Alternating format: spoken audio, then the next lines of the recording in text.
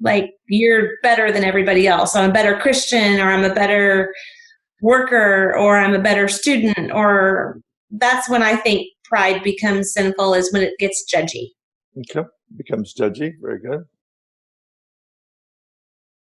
That came up in other classes, that specific example of being proud of your kids, being proud of your kid's grade. When does that become, can that even become sin? Well, What were we going to say? just like Dawn said, it's judgment, but another word is like when you're boasting about yourself. A lot of boasting. Have you ever met someone who's truly humble? What makes someone humble?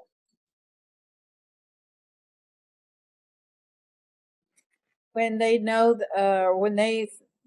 that everything they've done is that God has done it, and it's not from self. Mm.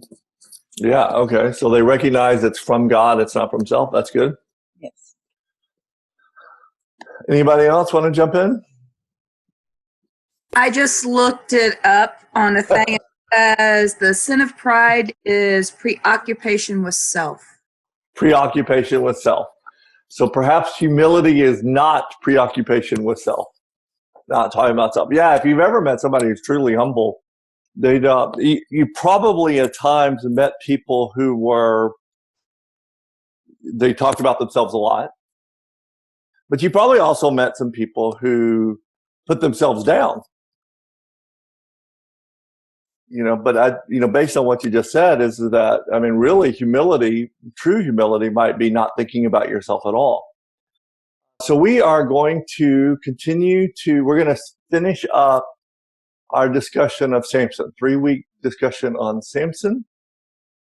The first 2 lessons really were big picture lessons. How does the Samson story and how does the book of Judges fit in the big story? Those were macro lessons. This week, we're going to dive into Samson personally. We're going to dive in specifically Samson's sin. What makes him tick? Why does he do some really stupid things? And there's a great quote that I think kind of sums up Samson from C.S. Lewis from Mere Christianity. For pride is spiritual cancer. It eats up the possibility of love or contentment or even common sense. So again, for pride is spiritual cancer. It eats up the possibility of love or contentment or even common sense. If after this lesson you don't think that statement is a true statement, I've done a poor job today, because the best way to explain or understand Samson is he has lost all sense of common sense through this. So to better understand Samson, to put it in a little bit of context, I want to take us back and remind you guys that 2 weeks ago, God called Samson to be a Nazirite. What was a Nazirite? A Nazirite was someone who was consecrated by God. They couldn't drink wine, they couldn't touch a dead animal, and they could not cut their hair. So they weren't allowed to drink wine, couldn't touch a dead animal, and could not cut their hair. So let's look at Samson. So we're going to go back a couple of passages from previous chapters that we've already touched. Judges 14, verses 5 through 9. We talked about this last week. Samson went down to Timnah together with his father and mother. As they approached the vineyards of Timnah, suddenly a young lion came roaring towards him. The Spirit of the Lord came powerfully upon him so that he tore the lion apart with his bare hands, as he might have torn a young goat. But he told neither his father nor his mother what he had done. Then he went down and talked about the woman, and he liked her. Sometime later, when he went back to marry her, he turned aside to look at the lion's carcass, and in it he saw a swarm of bees and some honey. He scooped out the honey with his hands, and he ate it as he went along. When he rejoined his parents, he gave them some, and they ate it too. But he did not tell them that he had taken the honey from the lion's carcass. So again, Samson is a Nazirite. What is he not supposed to do? He's not, the first rule was He's not supposed to touch a dead animal. Maybe Samson doesn't know. Maybe his parents forgot to tell him that he's not supposed to touch dead animals. Remember, that was back in chapter 13, where God tells Samson's mom that he's not allowed to touch dead animals. But maybe he doesn't know he's a Nazirite, but he doesn't tell his parents. So again, so that kind of implies he knows he's not supposed to be touching a dead animal. Why does Samson come back to the dead lion's carcass? And I know in Heart to Heart, you guys have been doing some studies with Jen Wilkins. So Jen Wilkins has a wonderful video series on the book of Judges. And Jen Wilkins suggests that Samson is coming back to the dead lion to see what he's done. The dead lion is like a trophy. Look what I've done. Look how strong I am. I have to agree. I think Jen's right because it fits perfectly in Samson's psyche. Samson's reading his own press clippings. Samson likes the story to be about Samson. This looks, as we're talking today, this is going to be a common theme with Samson. As you read the passages, if we read these passages together, let me know if you guys agree. Judges 14, verse 10. Now his father went down to see the woman, and there Samson held a feast, as was customary for young men. Now, strong Greek and Hebrew definition, the word used here for feast is the word mishta. Mishta, the exact definition is drink, or by implication, drinking. It means drink, or it could mean drinking. Verse 12 and verse 17 is about to tell us that this feast went on for 7 days. This was not just a party. This was a drinking party that lasted 7 days.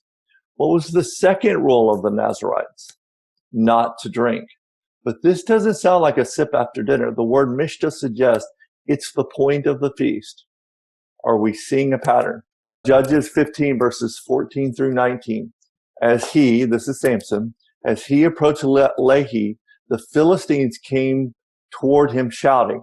The Spirit of the Lord came powerfully upon him. The ropes of his arms became like charred flax, and the bindings dropped from his hands. Finding a fresh jawbone of a donkey, he grabbed it and struck down 1,000 men. Samson said, with a donkey's jawbone, I have made donkeys of them. With a donkey's jawbone, I have killed 1,000 men. A couple of quick points. Remember, when reading the Old Testament, the details matter. Why do you think that the author goes through added this detail? It was a fresh jawbone. What do you guys think is going on here? It was a dead animal. He wasn't supposed to touch a dead animal. That's right. This is the point. Now, a jawbone is from a dead animal anyway, but they go through the point of saying this is a fresh jawbone. The idea is that this is probably still a little messy. Where does a jawbone come from? It comes from a dead animal. So God uses Samson in this story to kill 1,000 of the Philistines, 1,000 of their oppressors. Does God use us even in the midst of our sin? Notice right before when Samson kills the lion, he kills 1,000 men. What is the phrase he used here? Where does Samson get his strength? The Spirit of the Lord. Yep, Spirit of the Lord. And this is said over and over. When he kills the lion, the Spirit of the Lord came powerfully upon him. When he kills 1,000 men, the Spirit of the Lord comes powerfully upon him. It's pretty clear the author here wants us to know where his strength comes from. Does his strength come from Samson? No, it's coming from God. Third point, if you noticed in verse 16, what is going on here? Samson has created a little song or a pun or a poem about God? No, Samson's created a little song about himself. Who's the hero in Samson's story? Who's the savior in Samson's story? He is singing a song about himself. And if you still don't believe me, let's keep reading on to verse 19. When he was finished speaking, he threw away the jawbone, and the place was called Ramath Lehi. Because he was very thirsty, he cried out to the Lord, "You have given your servant this great victory. Must I now die of thirst and fall into the hands of the uncircumcised?" By the way, side note, when I read that, "Must I now die of thirst?" I can just see my daughter kind of stomping the ground when she's hungry. Oh my gosh, I'm going to die of hunger. But verse 19, then God opened up the hollow place in Lehi, and water came out of it. When Samson drank, his strength returned and he revived. So the spring was called En Hakori, and it is still there in Lehi. So in verse 19, Samson calls the spring God gave him En Hakori. The literal translation of En Hakori means the fountain of him that called. So Samson doesn't name the spring after God, after the one who made the spring. He names it after the one who asked for the spring. Samson thinks this story is about him. Samson asks, but God does. And Samson says it's about him, not the creator. Samson was born on third base, but he thinks he hit a triple. I'm reminded of the Carly Simon song, "You're so vain, you probably think this song is about you." This is Samson's story. Samson thinks this story is about him. Now getting into Judges 16. One day Samson went to Gaza where he saw a prostitute. He went in and spent the night with her. The people of Gaza were told, "Samson is here." So they surrounded the place and lay in wait for him all day at the city gate. They made no move during the night, saying, "At dawn we'll kill him." But Samson lay there only until the middle of the night. Then he got up and took hold of the doors of the city gate together with the two posts and tore them loose, bar and all. He lifted them to his shoulders and carried them to the top of the hill that faces Hebron. So again, if anybody remembers back, how did Samson find his first wife? If you don't remember, he saw this girl and he says, "I must have her." He didn't say, "Ooh, I met this delightful girl and we talked for hours." No, he tells his parents, quote, "I have seen a Philistine woman in Timnah. Now go get her for me as my wife." What does Samson like? He likes the ladies. Samson does some pretty stupid things when he sees a pretty girl.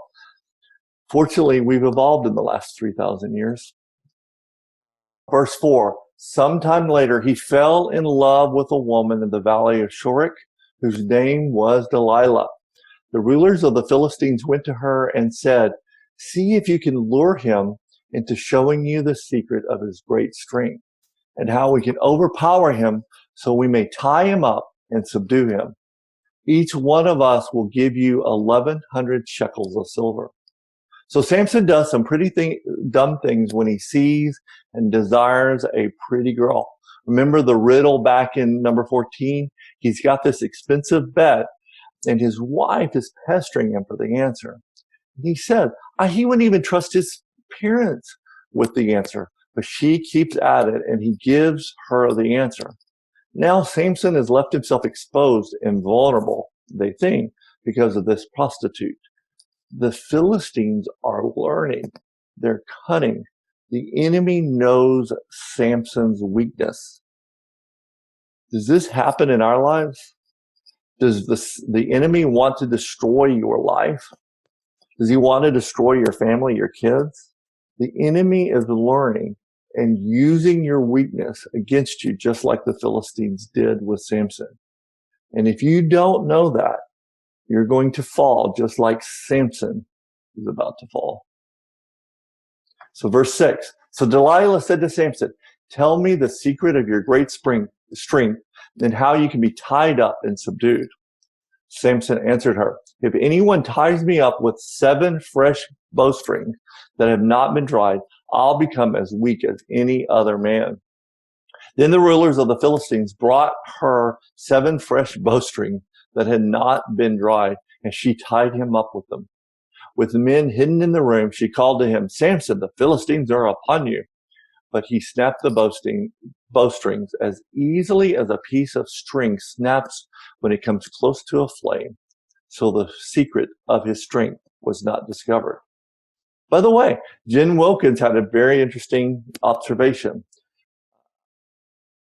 If you don't know this, bowstrings are made of animal hides. So again, Samson is toying with Delilah, but who else is he toying with? Who is he picking? He's toying with Delilah, but he's also toying with somebody else. Verse 10, when Delilah said to Samson, you made a fool of me, you lied to me. Now come, tell me, how can you be tied? By the way, why in the world is Samson still with her? Verse 11, he said, if anyone ties me securely with new ropes that have never been used, I'll become as weak as any other man. So Delilah took new ropes and tied with them. Then, with men hidden in the room, she called to him, Samson, the Philistines are upon you. But he snapped the ropes off his arm. Verse 13, Delilah then said to Samson, all this time you've been making a fool of me, lying to me. Tell me, how can you be tied? He replied, if you weave the 7 braids of my head into a fabric on the loom and tighten it with the pin, I'll become as weak as any other man. So when he was sleeping, Delilah took the 7 braids of his head, wove them into the fabric, and tightened it with the pin. Again, she called to him, Samson, the Philistines are upon you. He awoke from his sleep, pulled up the pin and the loom, and with the fabric. Are you guys getting a picture here? I mean, think about this for just a second. If you guys are not familiar with how they make fabric, it's a wooden machine with these wooden planks at the top and the bottom, and there are these strings, hundreds of strings that are called a warp that stretch between the 2 planks. And then there's another thread, the weft, that goes over and under the warp threads back and forth again and again to create the woven fabric.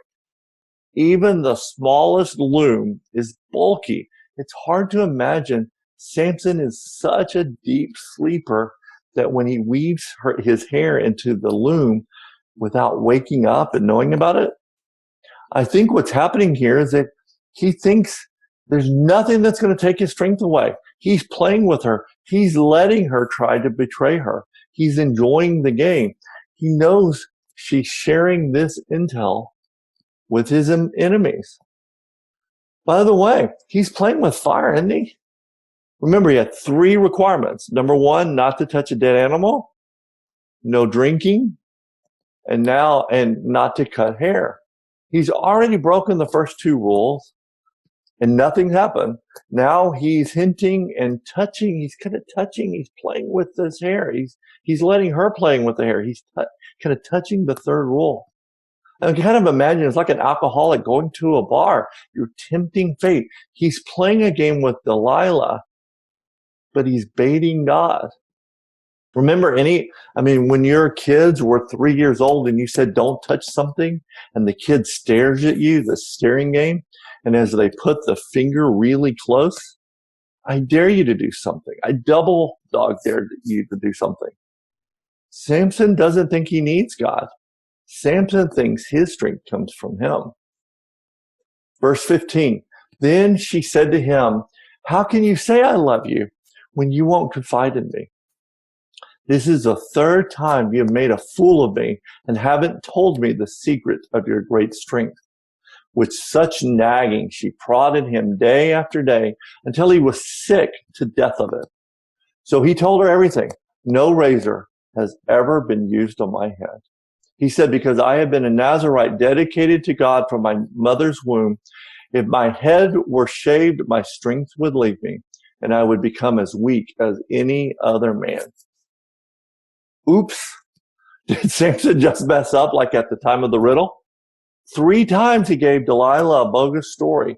What did she do 3 times? Betray him. What does Samson expect this time? He knew exactly what she was going to do. He knew she was going to cut his hair. Why did he do it? When everything goes your way, you start to think you're invincible. Verse 18, when Delilah saw that he had told her everything, she sent word to the rulers of the Philistines, come back once more. He has told me everything.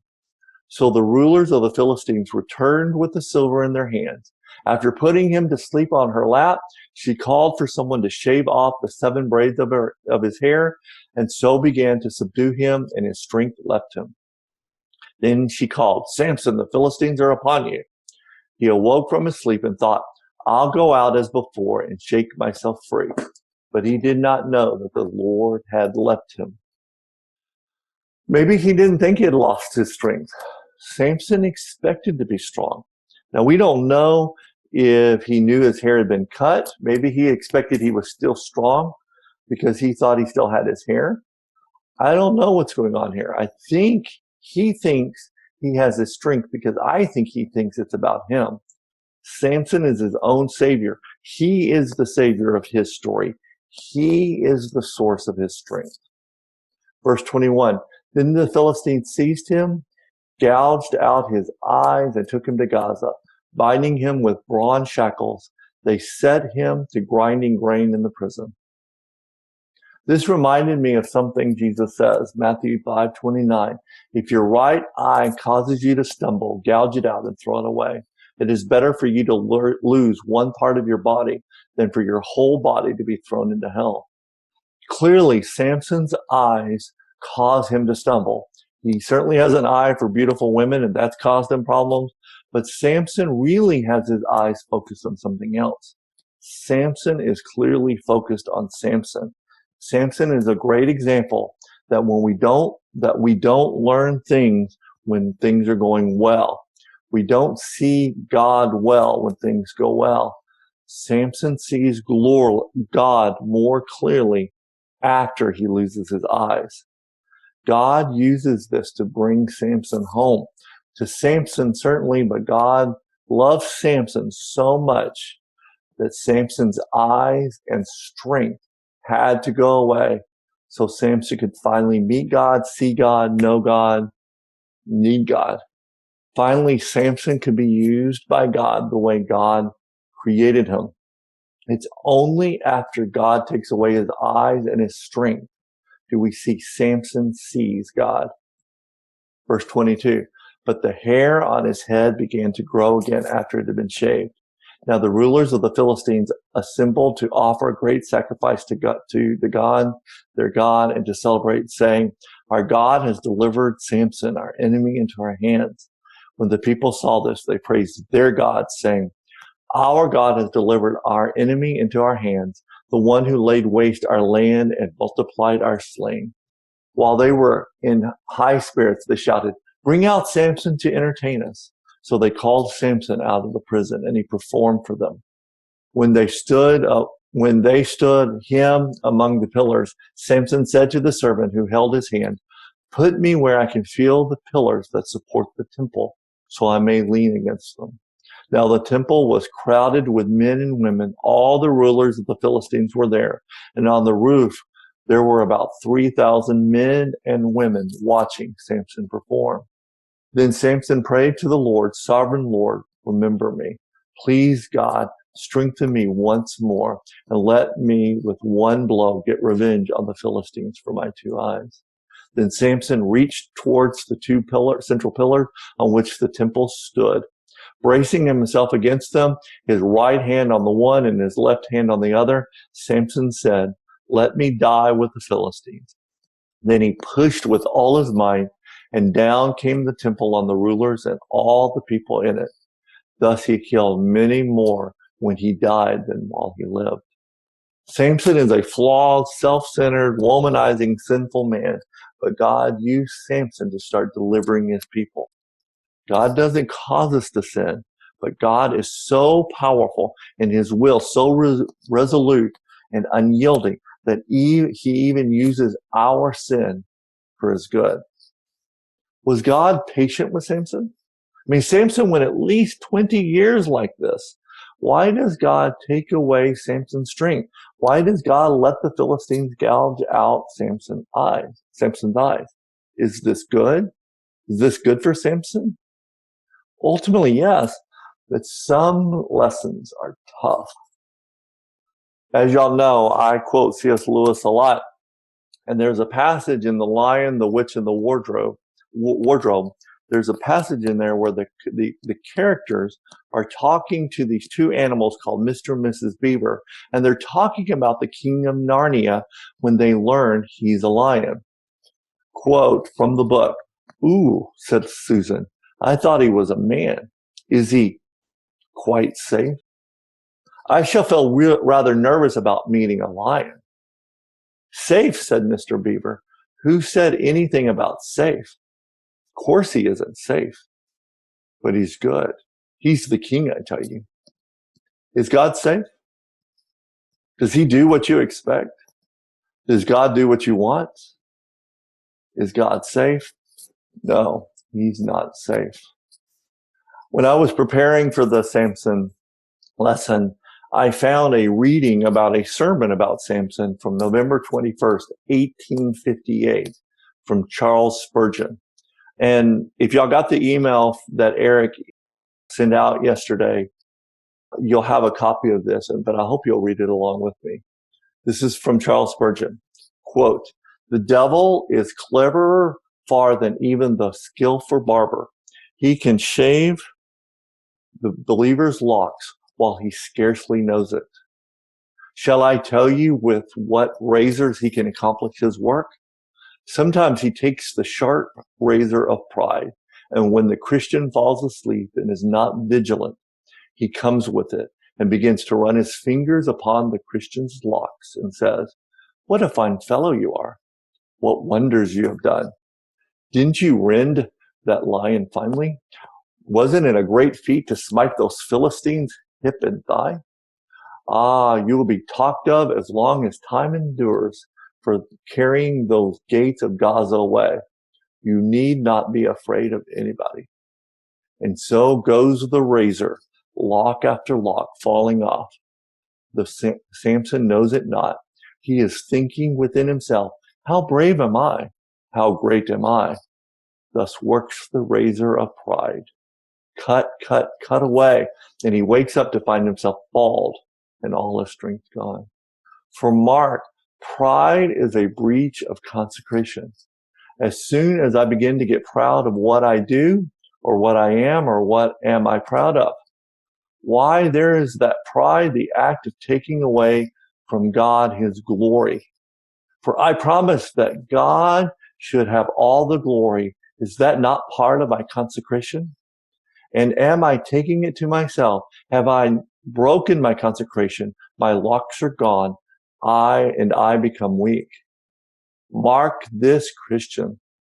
God will never give thee strength to glorify thyself with. God will give thee a crown, but not to put on thine own head. As sure as ever a Christian begins to write his feats and his triumphs upon his own escutcheon and take to himself the glory, God will lay him level with the dust. Have you never had the razor upon your head? I confess I have on mine. Have you never, after you have been able to endure afflictions, heard a voice saying to you, 'How patient you were'? After you have cast some temptation, have you been able to keep to the unswerving course of integrity? Has not Satan said to you, 'That is a fine course you have done. That was bravely done'?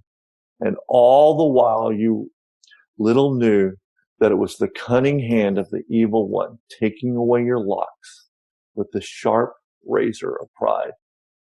So what is the solution? What is the solution to pride?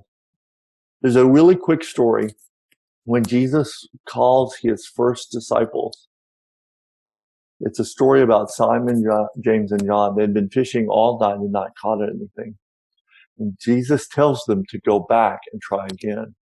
This time they caught so much fish, maybe the most they'd ever caught, so much that it takes 2 boats and the net begins to rip. Let's read it. Luke 5, verses 8 through 11. When Simon Peter saw this, he fell at Jesus' knees and said, "Go away from me, Lord. I am a sinful man." for he and all his companions were astonished at the catch of fish they had taken. And so were James and John, the sons of Zebedee, Simon's partners. Then Jesus said to Simon, "Don't be afraid. From now on, you will fish for people." So they pulled their boats up on shore, left everything, and followed him. It was subtle, but I don't know if you caught it there. The solution is in that short passage. When you come face to face with Jesus Christ, what happens? Before Jesus, you're trusting yourself to be the Savior. In your mind, you're not that bad. But when you come face to face with Jesus Christ, you suddenly realize how sinful, utterly sinful you are. Simon falls to his knees and says, "Go away. I am a sinful man." See what Jesus does? Don't be afraid. You think that fishing story is good? You've seen nothing yet. Come, join me. Join my family. When you come to the cross, you realize how bad you really are, but you're also more accepted. It's a paradox. How can this be? How can you be so sinful and so loved? Tim Keller says, "You are more sinful than you could ever imagine, and you are more loved and accepted than you could ever dare hope at the same time." I mean, do you see this? It's really amazing. It is the true key to humility. In fact, the gospel allows us to be humble and bold at the same time. Tim continues, "The essence of gospel humility is not thinking more of myself or thinking less of myself. It is thinking of myself less." The solution to the pride problem is looking to Jesus Christ and the cross. That we put him on that cross. It was for us that he's on that cross. And that we died, that we're more sinful than we could ever dare imagine. But also we were more loved and more accepted than we could ever hope. All at the same time.